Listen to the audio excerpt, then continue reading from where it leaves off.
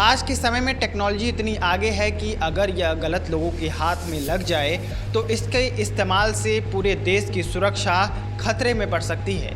मेरठ में एक घर के अंदर ऐसा खेल चल रहा था जो न सिर्फ सरकार को करोड़ों का चूना लगा रहा था बल्कि देश की सुरक्षा के लिए भी बहुत बड़ा खतरा बन चुका था। पुलिस और टेलीकॉम विभाग की टीम ने इसका भंडाफोड़ किया है। रविवार की रात मेरठ के लिसाड़ी गेट इलाके के लखीपुरा में पुलिस, साइबर सेल और डिपार्टमेंट ऑफ टेलीकम्युनिकेशन की एक टीम ने इस मकान पर छापा मारा। इस मकान में पूरा सेटअप लगा हुआ था जिसका इस्तेमाल अंतर्राष्ट्रीय कॉल्स को लोकल कॉल में बदलने के लिए किया जा रहा था। मौके से 6 लोगों को गिरफ्तार किया गया है, लेकिन इस गिरोह के तार नोएडा तक जुड़े होने की खबर है जिसकी जांच के लिए टीमें भेजी गई हैं। अब समझते हैं कि आखिर यह गोरख धंधा काम कैसे करता था और यह इतना खतरनाक क्यों है। दरअसल जब कोई व्यक्ति विदेश से भारत में कॉल करता है तो उसे एक कानूनी रास्ते, जिसे गेटवे कहते हैं, उससे गुजरना होता है, जिसके लिए सरकार को अच्छा खासा रेवेन्यू यानी टैक्स मिलता है और कई सारी चीज़ों में ये कॉल ट्रेस और अन्य सुविधाओं से सरकार के पास एक रिकॉर्ड भी रहता है। इस गिरोह ने इसी से पैसे कमाने का एक जुगाड़ निकाला। ये लोग वॉइस ओवर इंटरनेट प्रोटोकॉल यानी VoIP टेक्नोलॉजी का इस्तेमाल करते थे। आसान भाषा में कहें तो वे विदेश से आने वाली इंटरनेट कॉल को अपने डिवाइस के जरिए पकड़कर उसे एक भारतीय सिम कार्ड से लोकल कॉल में बदल देते थे। इससे कॉल करने वाले का असली नंबर छिप जाता था और स्क्रीन पर एक भारतीय लोकल नंबर दिखाई देता था। इसका पहला नुकसान सीधा देश की अर्थव्यवस्था को होता था। अंतर्राष्ट्रीय कॉल से सरकार को जो मुनाफा होना चाहिए था वह पूरी तरह खत्म हो जाता था, लेकिन इससे सबसे बड़ा खतरा राष्ट्रीय सुरक्षा को था। जब किसी अंतर्राष्ट्रीय कॉल की पहचान छिपी होती है तो उसे ट्रेस करना लगभग नामुमकिन हो जाता है। सुरक्षा एजेंसियां यह पता नहीं लगा सकती कि कॉल असल में किस देश से और किसने की थी। सोचिए, अगर कोई आतंकी संगठन, जासूस या बड़ा अपराधी इस तकनीक का इस्तेमाल करके भारत में अपने स्लीपर सेल्स या नेटवर्क से संपर्क करे तो यह कितना खतरनाक हो सकता है। यह एक ऐसा अंधा कुआं है जहां से आने वाली आवाज़ कहां से आ रही है पता ही नहीं लगाया जा सकता।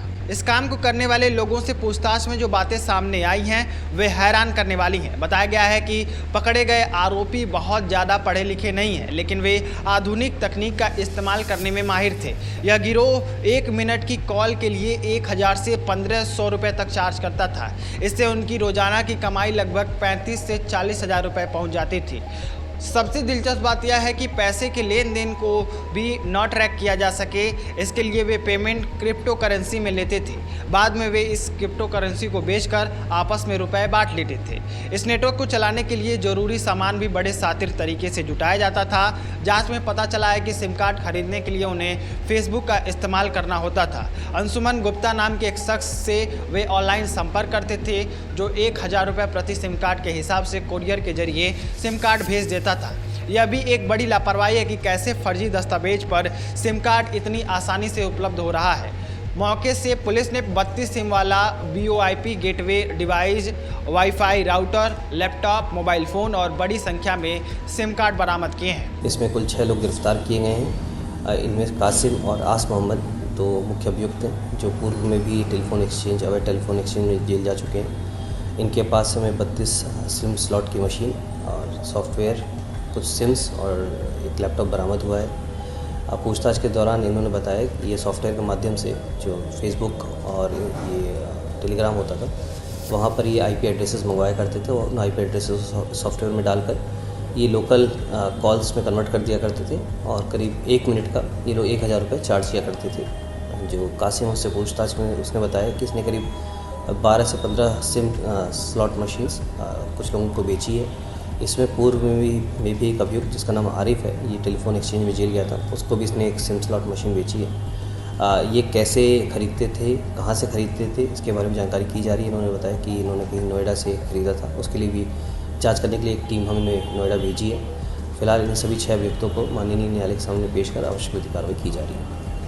ये क्या साइबर ठगी भी करते थे इसके माध्यम से? ये लोग कॉल, जैसे टेलीफोन एक्सचेंज है तो ये लोग कॉल को फैसिलिटेट किया करते थे। पैरेलल इन्होंने टेलीफोन एक्सचेंज कर रखा था, जो हमारे जो नेटवर्क्स हैं उसको भी पूरी तरह से बाईपास कर दिया करता था।